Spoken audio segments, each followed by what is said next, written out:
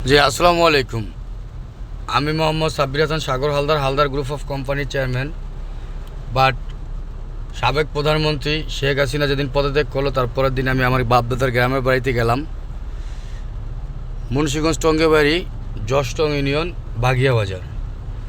তো যাই হোক, গেছিলাম এই উদ্দেশ্যে যারা আওয়ামী লীগ করেন তারাও কিন্তু ওই এলাকারই স্থানীয়, যে কে মামা কে ভাই কে কাকা সবাই নিজেরা, আবার যে বিএমপি করে তারাও কিন্তু ওই এলাকারই স্থানীয়।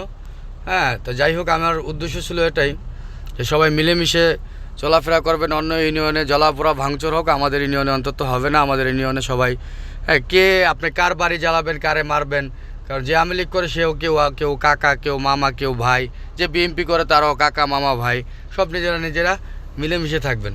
তো যাই হোক, আমি ইউনিয়নে গেছি, আমি থাকি ঢাকাতে।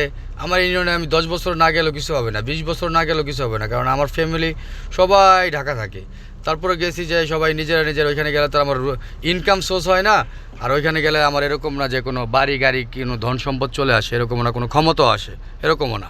তো যাই হোক, গেছিলাম আমার জশটংবাসী জনগণের জন্য, কারণ আমি সাগর হালদার সবসময় মানুষের পাশে থাকি, ইনশাল্লাহ বাকিটা জীবনে থাকবো।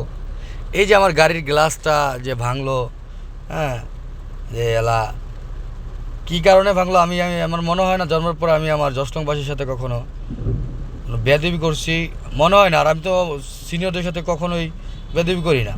তো যেটা করছেন, যারা করছেন প্রত্যেকজনের মুখ চিনি, ইনশাল্লাহ দোয়া করবেন।